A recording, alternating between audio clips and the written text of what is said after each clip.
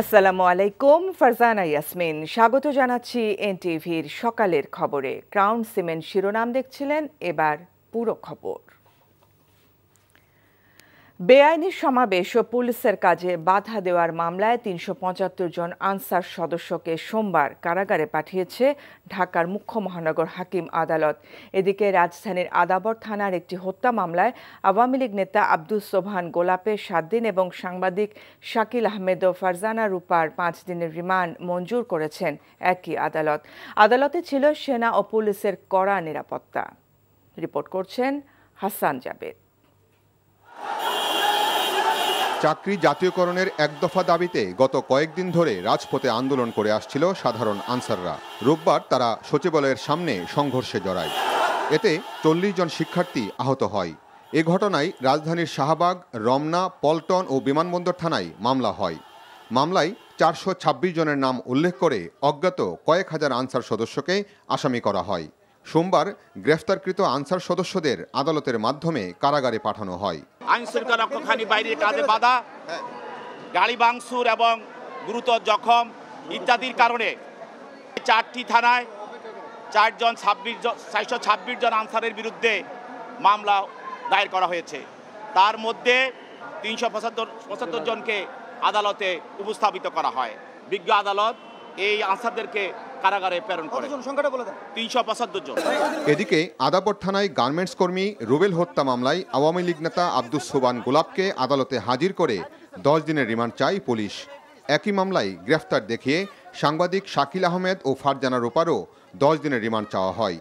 শুনানি শেষে গোলাপকে 7 দিন এবং শাকিল ও রূপাকে 5 দিনের রিমান্ড মঞ্জুর করেন ঢাকা মেট্রোপলিটন ম্যাজিস্ট্রেট মোহাম্মদ মোশাররফ হোসেন। একটা হত্যা মামলা, এই হত্যা মামলার মধ্যে ষড়যন্ত্র, নির্দেশদাতা, মদতদাতা, অপরাধের সঙ্গে সংশ্লিষ্টতা, এটা একটা বিষয় আছে। এই বিষয়ে এই মামলার এই আসামিদের বিরুদ্ধে সম্পূর্ণভাবে এটা সম্পৃক্ত এবং প্রতিমান। ঘটনা সম্পর্কে ওরা আমার মক্কেলরা কোনো কিছুই জানে না এবং ঘটনাস্থলে উপস্থিত ছিল না। ঘটনার যে সময় এবং স্থান, ওই সময় আমার মক্কেলরা তার কর্মস্থলে ছিল। উদ্দেশ্য প্রণোদিতভাবে এই মামলায় আমার মক্কেলদেরকে সম্পৃক্ত করা হয়েছে। এর আগে উত্তরা থানার একটি হত্যা মামলায় শাকিল আহমেদ ও ফারজানা রূপাকে 4 দিনের রিমান্ড নিয়েছিল পুলিশ। Hasan Jabed, NTV news, Dhaka. দাবি আদায় নয়, বিশৃঙ্খলা করতে আনসারের ছদ্মবেশে একটি গোষ্ঠী সচিবালয়ে এসেছিল জানিয়ে উপদেষ্টা আসিফ নজরুল বলেছেন, সব ষড়যন্ত্র রুখে দেবে ছাত্র জনতা। আরেক উপদেষ্টা ফজল কবির খান বলেছেন, বানের জলে ভেসে নয়, জনগণই এই সরকারকে ক্ষমতায় বসিয়েছে। সোমবার ঢাকা মেডিকেল কলেজ হাসপাতালে আনসারদের হামলায় আহত সমন্বয়ক হাসনাত আবদুল্লাহকে দেখতে গিয়ে এসব কথা বলেন তারা। নূর হোসেনের রিপোর্ট। সচিবালয়ের সামনে আনসার সদস্যদের হামলায় আহত বৈষম্যবিরোধী ছাত্র আন্দোলনের সমন্বয়ক হাসনাত আবদুল্লাহ সহ অন্যদের খোঁজখবর নিতে ঢাকা মেডিকেল কলেজ হাসপাতালে যান অন্তর্বর্তীকালীন সরকারের আইন উপদেষ্টা আসিফ নজরুল, শিক্ষা উপদেষ্টা ওয়াহিদুদ্দিন মাহমুদ, জ্বালানি উপদেষ্টা মোহাম্মদ ফাউজুল কবির খান। আহতদের খোঁজখবর শেষে সাংবাদিকদের আসিফ নজরুল বলেন, স্বৈরাচারী সরকার হটানো ছাত্র জনতা এখনও জাগ্রত, কোনো ষড়যন্ত্রই সফল হবে না। যারা অপশক্তির দোসর আছে, যারা বিভিন্ন ছদ্মাবরণে ছাত্র জনতার বিপ্লবকে নস্যাৎ করতে চায়, তাদের জন্য একটা বার্তা দিয়েছে যে এই দেশের ছাত্র সমাজ জাগ্রত রয়েছে, কোনো ষড়যন্ত্র সফল হবে না। এবং যারা ষড়যন্ত্র করবে, যারা এই ছাত্র জনতার গণ অভ্যুত্থানকে দাবি আদায়ের ছদ্মাবরণে বা বিভিন্ন অজুহাতে, বিভিন্ন ছদ্মাবরণে যারা এটাকে নস্যাৎ করতে চাবে, তাদের বিরুদ্ধে আমরা তো প্রচলিত আইনে ব্যবস্থা নিব, প্রচলিত আইনে।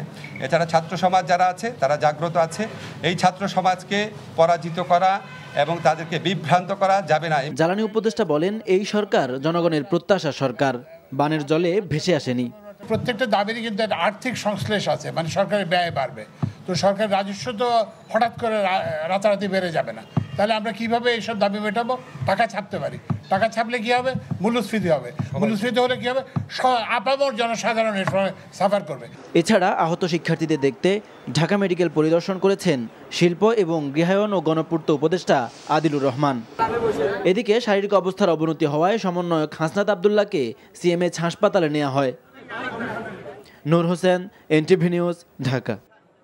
রেগুলেটর ভেঙে যাওয়ায় নোয়াখালীর বন্যা পরিস্থিতি অবনতির আশঙ্কা করা হচ্ছে। নতুন করে বন্যা কবলিত হচ্ছে চাঁদপুর জেলা। তবে ফেনী মৌলভীবাজারের কিছুটা উন্নতি হয়েছে। দুর্গত এলাকায় চরম সংকট দেখা দিয়েছে পানি ও খাবারের। ভেঙে পড়েছে যোগাযোগ ব্যবস্থা। বাড়তে শুরু করেছে পানিবাহিত রোগবালাই। দুর্ভোগ লাঘবে কাজ করছে সেনা, নৌবাহিনী সহ বিভিন্ন স্বেচ্ছাসেবী সংগঠন। এদিকে 5 দিন বন্ধের পর আখাউড়া সীমান্তে যাত্রী পারাপার শুরু হয়েছে। বিস্তারিত ওয়ালিউল্লাহ ওলি ডেস্ক রিপোর্টে। অতিরিক্ত পানির চাপে নোয়াখালীর কোম্পানিগঞ্জের মুসাপুর রেগুলেটর ভেঙে গেছে। সোমবার সকাল 10টার দিকে এটি ভেঙে যায়। এতে স্থানীয়দের মাঝে আতঙ্ক বিরাজ করছে এবং চলমান বন্যা পরিস্থিতির অবনতির আশঙ্কা করছেন স্থানীয়রা। বন্যার পানি নামাতে গত 2 দিন আগে রেগুলেটরের 23টি গেটের সবগুলো খুলে দেওয়া হয়েছিল। ফলে কোম্পানিগঞ্জের বন্যা পরিস্থিতির কিছুটা উন্নতি হয়েছিল। কিন্তু মুসাপুর রেগুলেটর ভেঙে যাওয়ায় স্থানীয়দের মাঝে উৎকণ্ঠা বিরাজ করছে। ফেনীর ফুলগাজী, পরশুরাম ও সদরে বন্যার পানি নামতে শুরু করলেও পানিবন্দী রয়েছে ছাগলনাইয়া, সোনাগাজী ও দাগনভূঞা উপজেলার লাখো মানুষ। শুকনো খাবার ও বিশুদ্ধ পানির সংকটে তাদের ভোগান্তি বেড়েছে। জেলায় প্রায় 8 লাখ মানুষ বন্যা আক্রান্ত হয়েছে বলে জানিয়েছে জেলা প্রশাসন। উদ্ধার কাজে ও ত্রাণ বিতরণে সেনাবাহিনী, নৌবাহিনী, RAB, BGB, coastguard, fire service সহ শতাধিক স্বেচ্ছাসেবী টিম কাজ করছে। এদিকে জেলা জুড়ে বৃদ্ধি পেয়েছে পানিবাহিত রোগবালাই। ধর্মপুর, বড়ইয়া ওইদিকে আটকা রয়েছে, অনেক মানুষ আটকা রয়েছে। আর ওইদিকে টান পৌঁছা যেতে না, নৌকাও নাই। ছোট বাচ্চা ঠান্ডা লেগে গেছে, ওদের ঘুমানোর জন্য কিছু শুকনা কাপড় লাগবে যেগুলো নিচে যাতে দিয়ে ঘুমাইতে পারে। পানিতে কয়দিন ছিল বিভিন্ন ধরনের অ্যাবসেস, বয়েল এগুলো ডেভেলপ করছে, বিভিন্ন ধরনের ইনফেকশন হচ্ছে। আর কিছু পাচ্ছি আমরা চর্মরোগগুলো যেগুলো আগে ছিল এগুলো এখন স্যাঁতস্যাঁতে অবস্থা হওয়ার কারণে এগুলো আরো একটু বেড়ে গেছে। উজানে ভারতের অংশে গত 3 দিন বৃষ্টিপাত না হওয়ায় মৌলভীবাজারের মনু, ধলাই ও কুশিয়ারা নদীর পানি নামতে শুরু করেছে। নিচু এলাকা থেকে পানি নামতে শুরু করায় অনেকে নিজ বসতঘরে ফিরতেও শুরু করেছেন। এদিকে নতুন করে বন্যা কবলিত হচ্ছে চাঁদপুর জেলা। প্রতিদিন তলিয়ে যাচ্ছে শাহরাস্তি উপজেলার বিস্তীর্ণ এলাকা। পরিস্থিতি অবনতির আশঙ্কায় অনেকে আশ্রয় কেন্দ্রে চলে যাচ্ছেন। এছাড়া টানা বৃষ্টি ও উজানের ঢলে সৃষ্ট বন্যায় কুমিল্লা, চট্টগ্রাম, খাগড়াছড়ি, হবিগঞ্জ, ব্রাহ্মণবাড়িয়া, সিলেট, লক্ষ্মীপুর ও কক্সবাজারে ক্ষতিগ্রস্ত প্রায় 10 লাখ পরিবার। বঙ্গোপসাগরে গভীর সঞ্চালনশীল মেঘমালা তৈরি হওয়ায় গত 2 দিনের টানা ভারী বৃষ্টিতে স্থবির হয়ে পড়েছে সুন্দরবন সংলগ্ন মোংলা উপকূলের জনজীবন। মোংলা সমুদ্র বন্দরে জারি করা হয়েছে 3 নম্বর স্থানীয় সতর্ক সংকেত। এদিকে গত 2 দিন ধরে টানা বৃষ্টিতে মোংলা পৌর শহরের বিভিন্ন এলাকায় জলাবদ্ধতা সৃষ্টি হয়েছে। ওয়ালিউল্লাহ ওলি, এনটিভি নিউজ ডেস্ক। অথই পানিতে অবর্ণনীয় দুর্ভোগে নোয়াখালী এলাকার লাখো মানুষ। পানির উচ্চতা এতই বেশি যে পায়ের নিচে মাটির স্পর্শ পাওয়া যায় না। তার উপর থেমে থেমে বৃষ্টি। শহর এলাকায় সহায়তা পৌঁছালেও দুর্গম এলাকায় মানুষ আছেন ভয়াবহ খাদ্য সংকট ও ঝুঁকিতে। নোয়াখালীর দুর্ভোগের চিত্র তুলে ধরছেন নিয়ামুল আজিজ সাদেক। ক্যামেরায় ছিলেন আনোয়ার হোসেন মিলন। চোখের সামনে পানির নিচে তলিয়ে আছে খেলার মাঠটি। রেলিংয়ের ফাঁক গলে এই দৃশ্যটাই হয়তো সবচেয়ে বেশি কষ্ট দিচ্ছে 5 বছরের আহনাফকে। পানিবন্দী জীবনে শিশুদের দুরন্তপনা থেমে আছে 4 দেয়ালের মধ্যে। অসংখ্য বইও আছে পাঠশালায়, কিন্তু দুর্যোগের কারণে পাঠের পরিবর্তে সহযোগী হওয়াতে বেশি মনোযোগ সব মানুষের। আমরা অনেক জায়গায় খেলতাম, স্কুলে যেতাম, আর পারি না, পানির কারণে পারি না। আমরা আগে অনেক জায়গায় যাইতাম, স্কুলে আইতাম, কিন্তু এখন পানির কারণে এটা করতে পারি না। খাবার পানির সংকট নিয়ে নারী পুরুষ ছোটেন শহরে, তবে প্রচুর শুকনো খাবার, রান্না করা খাবার পাচ্ছেন পাশের আশ্রয়কেন্দ্রের মানুষ। পানিতে দূরিয়ে এখন আইছি, সুবি আইছি, কিছু আনতে পারি না। বাও একখানে কিছু খালি হিন্দার কাপড় লয়ে দূরে পানিতে আইছি। আর কখনো আমার এই জন্মের পর থেকে আমি আর কখনো দেখিনি কোনো পানি নেই, কোনো শুকনা খাবারও নাই, কোনো ভিজে খাবারও নাই। এর বিপরীত চিত্র দুর্গম এলাকার। ফেনীর লালপুরের প্রত্যন্ত গ্রাম কাতালিয়ার দোতলার ওপরে প্রতিটি ঘরেই শতাধিক মানুষ। 1 বছরের শিশু থেকে বৃদ্ধ সবাই এখন জীবন বাঁচানোর তাগিদে হন্যে হয়ে খাবার খুঁজছেন আশ্রয়কেন্দ্রে।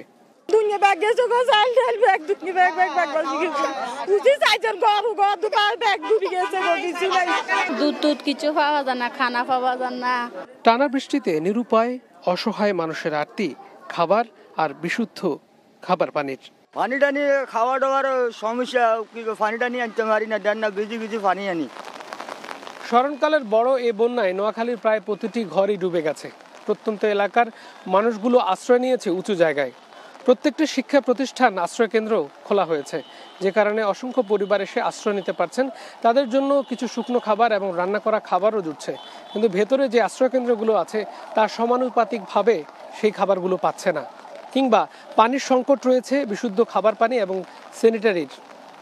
Niamul Aziz Sadiq, NTV news, Begumganj, Noakhali.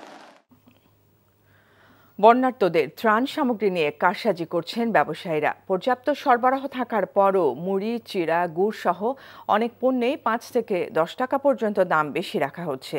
তৈরি করা হয়েছে কৃত্রিম সংকট। এমনটা জানিয়ে ভোক্তাদের সংগঠন ক্যাব বলছে, আইনের যথাযথ প্রয়োগ না হলে শুধরাবেন না ব্যবসায়ীরা। এই দুর্দিনে ব্যবসায়ীদের মানবিক হওয়ার আহ্বান ভোক্তা অধিকার সংরক্ষণ অধিদপ্তরের। মেজবা হাসানের রিপোর্ট।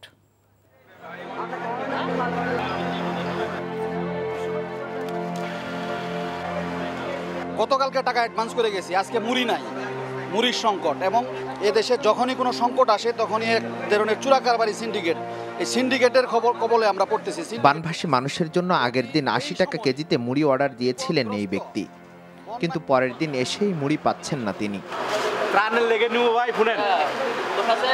খোলা মুড়ের বাড়তি দাম অগ্রিম পরিশোধ করলেও এখন চড়া দামে কিনতে হচ্ছে প্যাকেটের মুড়ি। খোলা মুড়িটা না, প্যাকেটজাত মুড়িটা আছে। আর এছাড়া অন্যান্য আইটেম যেগুলো আমরা দেখছি আশানুরূপ দাম অনেক বেশি। বন্যার্তদের সহায়তায় সবাই একে একে এগিয়ে আসলেও বাজারে ঠিক তার উল্টো চিত্র। সবাই যখন বন্যার্তদের সহায়তায়, তখন বাজারে দেখা গিয়েছে এই পণ্যের চাহিদা অনুযায়ী দাম বৃদ্ধির তালিকাও। দেশের বন্যা কবলিতদের জন্য সহায়তার হাত বাড়িয়ে দিতে কারওয়ান বাজারে প্রতিদিনই ত্রাণ সামগ্রী কিনছেন মানুষ, আর এ সুযোগে দাম বাড়িয়ে দিচ্ছে সুযোগ সন্ধানীরা। মেলে মাল না পাওয়াতে ওখানে প্যাকেট দেওয়া শুরু করছে, আর যে প্যাকেট তো কষ্ট বেশি। শুধু মুড়ি নয়, চিড়ার দামও চড়া। এক সপ্তাহ আগেও যেখানে খুচরা বাজারে চিড়ার কেজি ছিল 56 টাকা, এখন পাইকারিতেই বিক্রি হচ্ছে 65 থেকে 70 টাকায়। একই অবস্থা গুড়ের দামেও। সংকট তৈরি হয়েছে ত্রাণের আরেক উপকরণ মোমবাতি সরবরাহেও। ঢাকাতে কোনো মোম নাই, ঢাকাতে কোনো মোম পাওয়া যাইতেছে না। আগে 40 টাকা ছিল, এখন মনে করেন 50 টাকা, 55 টাকা এরকম বিক্রি করতেছি এখন। ভোক্তাদের নিয়ে কাজ করা সংগঠনগুলো বলছে, আইনের যথাযথ প্রয়োগই পারে বাজার নিয়ন্ত্রণ করতে। রাষ্ট্র সংস্কারের অংশ হিসাবে নিত্য প্রয়োজনীয় দ্রব্যের বাজার সংস্কার হবে এবং একই সাথে আইন প্রয়োগের ক্ষেত্রে যে অপরাধী হিসেবে তাকে সাব্যস্ত করে তার বিরুদ্ধে ব্যবস্থা নেওয়া হবে। ব্যবসায়ীদের প্রতি আমার আহ্বান আপনাদের মাধ্যমে, যে তারা তো মুনাফা করবে, কিন্তু এই সুযোগে বা এই অজুহাতে যারা তারা অতীতে যেটা করতো, দ্রব্যমূল্যের অস্থিরতা তৈরি করে, সেই জায়গা থেকে যেন বেরিয়ে আসা হয়। ব্যবসায়ীদের আরো মানবিক হওয়ার পরামর্শও দেন তারা। Mezba Hasan, NTV news, Dhaka. ভারতের ফারাক্কা বাঁধের 109টি গেট খুলে দেওয়া হয়েছে। সোমবার গেটগুলো খুলে দেওয়া হয় বলে জানা গেছে। গণমাধ্যমের খবর অনুযায়ী প্রতিবেশী 2 রাজ্য বিহার ও ঝাড়খণ্ডে বন্যার জেরে পানির চাপ পড়েছে। ফারাক্কা বাঁধ এলাকায় পানি বিপদসীমার 77.34 মিটার উপর দিয়ে বইতে থাকায় বাধ্য হয়ে গেটগুলো খুলে দেওয়া হয়। সেক্ষেত্রে ফিডার ক্যানেলেও পানির পরিমাণ বাড়ানো হয়েছে। বাঁধ খুলে দেওয়ায় পশ্চিমবঙ্গের মুর্শিদাবাদ সহ বাংলাদেশেও বন্যার আশঙ্কা তৈরি হয়েছে। ধারণা করা হচ্ছে এতে একদিনে 11 লাখ কিউসেক পানি বাংলাদেশে ঢুকবে। জাতির উদ্দেশ্যে দেয়া প্রধান উপদেষ্টার বক্তব্য আশাব্যঞ্জক, তবে নির্বাচনের রোডম্যাপ নিয়ে ধোঁয়াশা রয়ে গেছে বলে মনে করেন বিএনপি। দলের মহাসচিব মির্জা ফখরুল ইসলাম আলমগীর দাবি জানিয়েছেন, নির্বাচন ইস্যুতে রাজনৈতিক দলগুলোর সাথে দ্রুত সংলাপে বসার। ফ্যাসিবাদের দোসরদের প্রশাসন থেকে প্রত্যাহারের দাবিও জানান তিনি। ইমরুল হাসানের রিপোর্ট। প্রতিবন্ধকতা তৈরি করে স্বৈরাচারটা নিজে। রোববার জাতির উদ্দেশ্যে ভাষণ দেন অন্তর্বর্তীকালীন সরকারের প্রধান ডক্টর মোহাম্মদ ইউনূস। পরদিন এ নিয়ে প্রতিক্রিয়া জানান বিএনপির মহাসচিব।